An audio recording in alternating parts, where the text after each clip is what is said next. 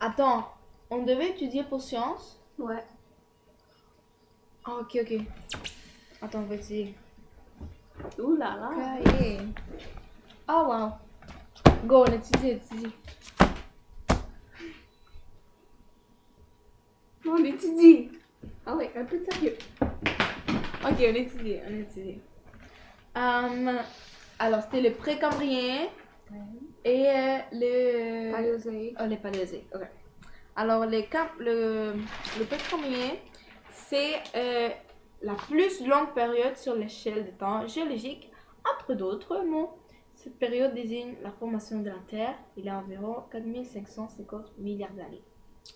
Avec le paléozoïque. Mais attends, on va expliquer les précambriens. En début, l'ère du précambrien correspond à la formation de la Terre et des planètes du système solaire. Ok. La Terre se forme avec le rassemblement des poussières et les particules rocheuses. Ok, quand les particules rocheuses ils atteignent la surface de la Terre, cela fait des impacts et là on arrive dans le réchauffement. Ben, ça fait le réchauffement de la planète et ça crée une boule de magma. En refroidissant, une croûte terrestre se forme et un épisode de volcanisme explose. Et alors, la vapeur d'eau, il y a de la vapeur d'eau et, après, et ça crée les océans.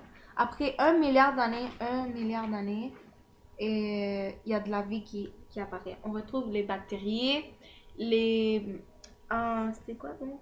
Les organismes unicellulaires et parmi eux, les cyanobactéries qui, grâce à l'énergie du soleil, font la photosynthèse et ça crée du dioxygène, ce qui n'était pas présent dans la planète.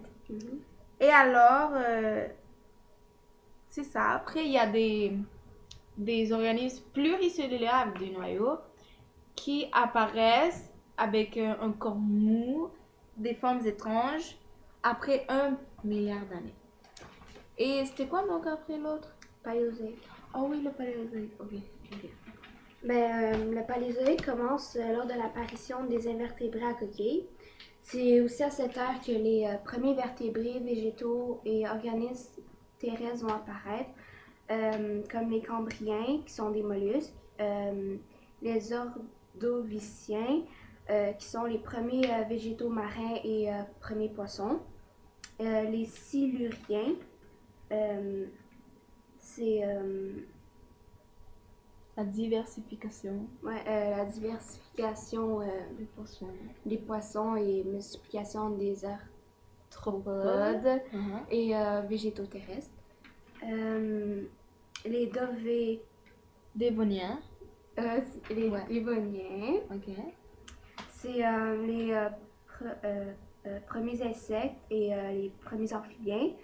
Les conifères, oh boy, ok. Les carbonifères, c'est les premiers conifères et reptiles. Ouais. Et les permiens, c'est la multiplication des insectes et reptiles. Puis aussi, il y aura des conditions climatiques extrêmes et d'intenses activités volcaniques, ce qui aura ainsi causé la plus grande extinction massive d'insectes répertoriée à ce jour. À peu près 95% des espèces marines et 75% des espèces terrestres auront disparu à cette heure. Bon ben, on va être prête pour l'examen. Ouais.